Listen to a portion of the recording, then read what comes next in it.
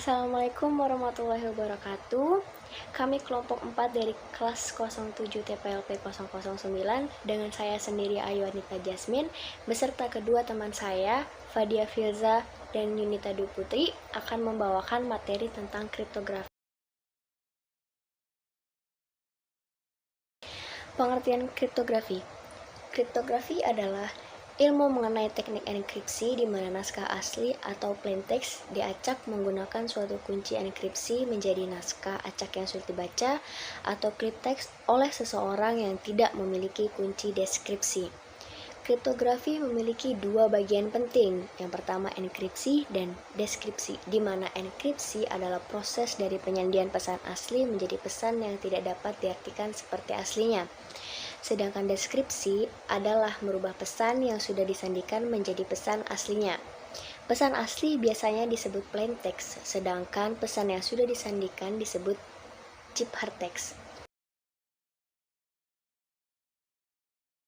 100 tahun sebelum Masehi, bangsa Mesin menggunakan hieroglyphics untuk menyembunyikan tulisan dari mereka yang tidak diharapkan.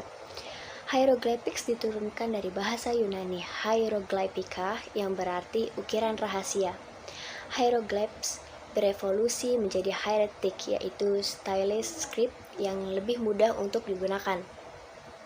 400 tahun sebelum Masehi, kriptografi militer digunakan oleh bangsa Spartan dalam bentuk sepotong papyrus atau perkamen dibungkus dengan batang kayu. Sistem ini disebut scytale.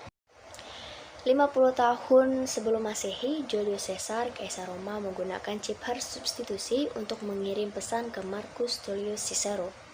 Pada cipher ini, huruf-huruf alfabet disubstitusi dengan huruf-huruf lain pada alfabet yang sama. Karena hanya satu alfabet yang digunakan, cipher ini merupakan substitusi monoalfabetik. Cipher semacam ini mencakup penggeseran alfabet dengan 3 huruf dan mensubstitusikan huruf tersebut. Substitusi ini kadang dikenal dengan C3.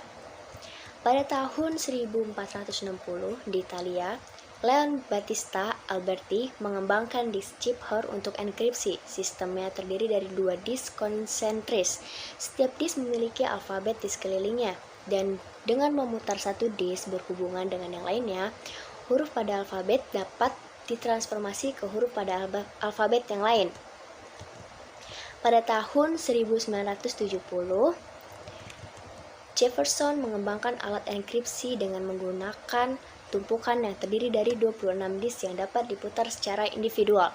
Pesan dirakit dengan memutar setiap disk ke huruf yang tepat di bawah batang berjajar yang menjalankan panjang tumpukan disk. Kemudian, batang berjajar diputar dengan sudut tertentu. A dan huruf-huruf di bawah batang adalah pesan yang terenkripsi. Sistem disk digunakan secara luas selama Perang Sipil US.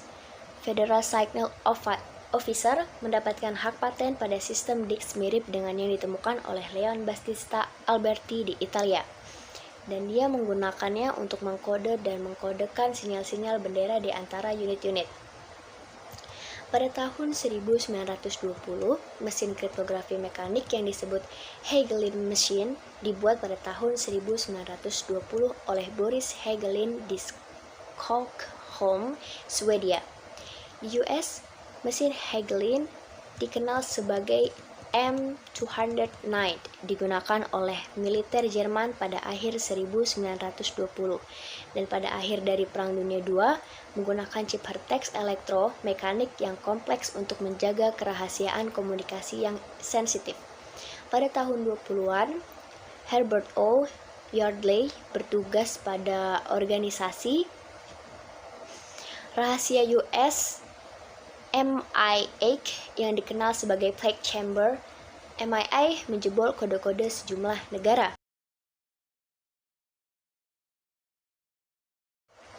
Elemen-elemen kriptografi. Yang pertama, pesan, plaintext, dan ciphertext. Pesan adalah data atau informasi yang dapat dibaca dan dimengerti maknanya. Nama lain untuk pesan adalah plaintext. Agar pesan tidak bisa dimengerti maknanya oleh pihak lain, maka pesan perlu disandikan ke bentuk lain yang tidak dapat dipahami. Bentuk pesan yang tersandi disebut ciphertext. Yang kedua, pengirim dan penerima. Pengirim adalah identitas yang mengirim pesan kepada entitas lainnya, sedangkan penerima adalah entitas yang menerima pesan. Entitas di sini dapat berupa orang, mesin, atau komputer, kartu kredit, dan sebagainya. Yang ketiga, enkripsi dan enkripsi. Proses menjadikan plain text menjadi chip hypertext disebut enkripsi, sedangkan proses mengembalikan chip hypertext menjadi plain text semula dinamakan deskripsi. Yang keempat ada cipher. Algoritma kriptografi disebut juga cipher, yaitu aturan untuk encrypting dan deciphering atau fungsi matematika yang digunakan untuk enkripsi dan deskripsi. Konsep matematis yang mendasari algoritma kriptografi adalah relasi antara dua buah himpunan, yaitu himpunan yang berisi elemen-elemen plain text dan himpunan yang berisi ciphertext.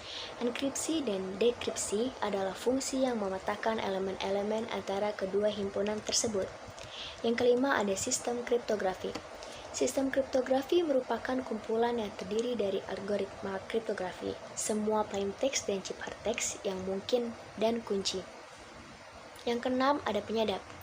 Penyadap adalah orang yang berusaha mencoba menangkap pesan selama ditransmisikan dengan tujuan mendapatkan informasi sebanyak-banyaknya. Mengenai sistem kriptografi yang digunakan untuk berkomunikasi dengan maksud untuk memecahkan ciphertext. Yang ketujuh, ada kriptanalis dan kriptologi. Kriptanalis adalah ilmu dan seni untuk memecahkan ciphertext menjadi plain text tanpa mengetahui kunci yang digunakan. Dan di sini juga ada jenis-jenis kriptografi. Yang pertama ada kriptografi modern dan juga kriptografi klasik. Yang pertama, kriptografi modern, yaitu algoritma ini memiliki kesulitan yang kompleks dan kekuatan kriptografinya ada pada key atau kuncinya. Berdasari 2008, algoritma ini menggunakan pengolahan simbol biner karena berjalan mengikuti operasi komputer digital, sehingga membutuhkan dasar berupa pengetahuan terhadap matematika yang menguasainya. Di sini juga ada jenis-jenis kriptografi modern. Yang pertama ada kriptografi kunci simetris dan juga ada kriptografi kunci publik atau asimetris. Ada juga algoritma kriptografi Hayward, dan juga ada data enkripsi standar, ada advanced enkripsi standar. Yang kedua ada kriptografi klasik. Algoritma ini digunakan sejak sebelum era komputerisasi dan kebanyakan menggunakan teknik kunci simetris. Metode menyembunyikan pesannya adalah dengan teknik substitusi atau transposisi, atau keduanya. Teknik substitusi adalah menggantikan karakter dalam plain text menjadi karakter lain yang hasilnya adalah ciphertext. Sedangkan transposisi adalah teknik mengubah plain text menjadi ciphertext dengan cara permutasi karakter. Kombinasi keduanya secara kompleks adalah yang melatar belakangi terbentuknya berbagai macam algoritma kriptografi modern. Di sini juga ada jenis kriptografi klasik. Yang pertama ada Wegener cipher, yang kedua ada auto key cipher, yang ketiga ada reverse cipher, ada zigzag cipher, ada auto key cipher, ada super enkripsi, dan enigma machine. Fungsi kriptografi terbagi menjadi 4. Pertama, ada kerahasiaan atau confidentiality, yaitu privasi terjamin dengan adanya enkripsi atau penyandian. Kedua, keutuhan atau integritas. Keutuhan atas data pembayaran yang dapat terjamin dengan adanya fungsi hash. Fungsi hash adalah fungsi secara efisien mengubah string input dengan panjang berhingga menjadi string output dengan panjang tetap yang disebut dengan nilai hash.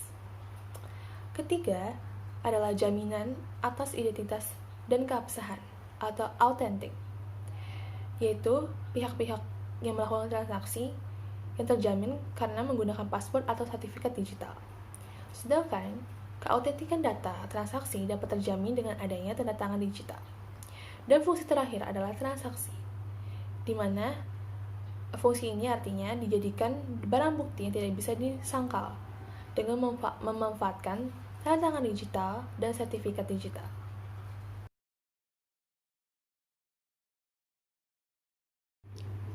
Algoritma kriptografi dianggap aman jika memenuhi 3 kriteria. Kriteria pertama adalah algoritma kriptografi yang kompleks, sehingga algoritma tersebut tidak mudah untuk dipecahkan secara analitik. Kedua, biaya untuk memecahkan ciphertext melampaui nilai informasi yang terkandung di dalam ciphertext tersebut.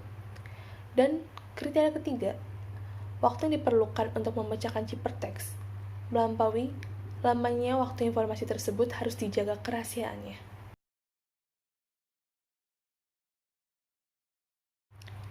Selain ada pihak yang ingin menjaga pesan tetap aman, ada juga pihak-pihak yang ingin mengetahui pesan tersebut secara tidak sah. Dalam keamanan kriptografi dikenal dua istilah. Pertama adalah kriptoanalisis. Kriptoanalisis adalah ilmu untuk mendapatkan pesan asli dari pesan yang sudah disandikan dengan tanpa menggunakan kunci untuk membuka pesan rahasia tersebut. Dan kedua ada istilah attack, yaitu usaha untuk membongkar atau membuka suatu pesan tanpa mendapatkan kunci secara sah. Jenis-jenis penyerangan kriptografi dibagi beberapa kategori. Kategori pertama adalah jenis serangan yang berdasarkan ketersediaan data yang ada. Pertama ada ciphertext only attack, yaitu penyerangan hanya mendapatkan ciphertext dari sejumlah pesan yang seluruhnya telah dienkripsi menggunakan algoritma yang sama. Metodenya adalah dengan mencoba semua kemungkinan yang ada untuk menemukan kunci. Kedua, ada non-plain-text attack. Penyerangan ini tidak hanya mendapatkan kata sandi, tapi juga mendapatkan pesan asli. Ketiga, ada chosen plaintext attack. Ini sama seperti metode non-plaintext attack. Namun penyerangannya bisa memilih penggalang mana dari pesan asli yang ingin disandikan. Yang keempat, ada chosen ciphertext attack, yaitu pada tipe ini, kriptoanalisis dapat memilih ciphertext yang berbeda untuk dienkripsi dan memiliki akses atas plaintext yang dideskripsi. Yang kelima, chosen key attack. Kriptoanalisis pada tipe penyerangan ini memiliki pengetahuan tentang hubungan antar kunci-kunci yang berbeda dan memilih kunci yang tepat untuk mendeskripsi pesan. Keenam, ada rubber hose cryptanalysis. Pada tipe penyerangan ini, kriptoanalisis mengancam, menyiksa, memaksa, bahkan menyogok seseorang hingga ia memberikan kuncinya. Ketujuh, ada adaptive chosen plaintext attack.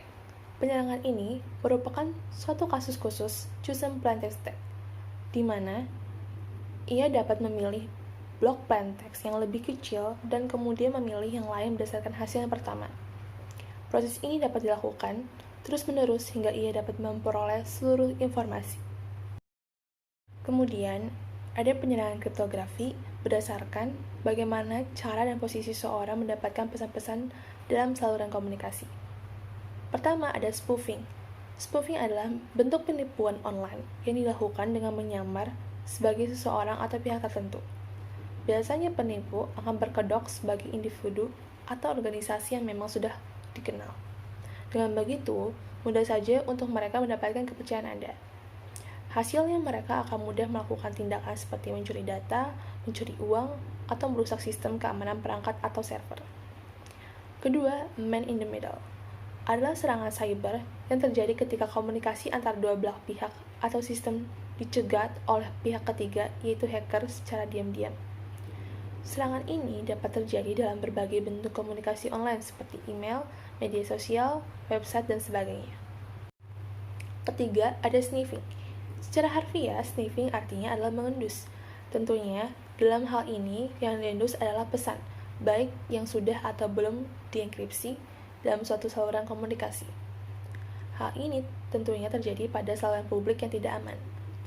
Sang pengendus dapat merekam pembicaraan yang sedang terjadi. Keempat, ada replay attack, yaitu seseorang bisa merekam pesan-pesan yang terjadi dalam saluran komunikasi, di mana pesan-pesan tersebut direkam untuk menipu salah satu pihak. Kemudian, ada metode penyadapan yang biasa dilakukan oleh penyerang. Dibagi beberapa jenis. Pertama, ada electromagnetic eavesdropping, yaitu penyadapan dengan mencegah data yang ditransmisikan melalui saluran wireless atau tanpa kabel. seperti radio. Kedua, ada acoustic eavesdropping, yaitu menangkap gelombang suara yang dihasilkan oleh suara manusia. Dan yang terakhir ada wiretapping, yaitu penyadapan penjaga data yang ditransmisikan pada saluran kabel komunikasi dengan menggunakan sambungan perangkat keras. Yang terakhir adalah jenis serangan berdasarkan teknik yang digunakan untuk menemukan kunci. Pertama adalah brute force attack. Brute force attack adalah teknik serangan yang menggunakan percobaan terhadap semua kunci yang mungkin untuk mengungkapkan plain text atau kunci. Teknik ini adalah teknik paling banyak digunakan untuk memecahkan password, sandi, kunci, atau kombinasi. Cara kerja metode ini sangat sederhana, yaitu mencoba semua kemungkinan kombinasi. Salah satu contoh penggunaan brute force attack adalah password crackers. Sebuah password dapat dibongkar dengan menggunakan program bernama password cracker ini. Yang kedua adalah analytic attack. Pada jenis serangan ini, kriptoanalisis tidak mencoba-coba semua kemungkinan kunci, tetapi menganalisis kelemahan algoritma kriptografi untuk mengurangi kemungkinan kunci yang tidak mungkin ada. Analisis yang digunakan adalah dengan memecahkan persamaan-persamaan matematika yang diperoleh dari definisi suatu algoritma kriptografi yang mengandung peubah-peubah yang merepresentasikan plain text atau kunci. Sekian presentasi materi kriptografi dari kelompok kami. Kurang lebihnya mohon maaf. Terima kasih atas perhatiannya. Assalamualaikum warahmatullahi wabarakatuh.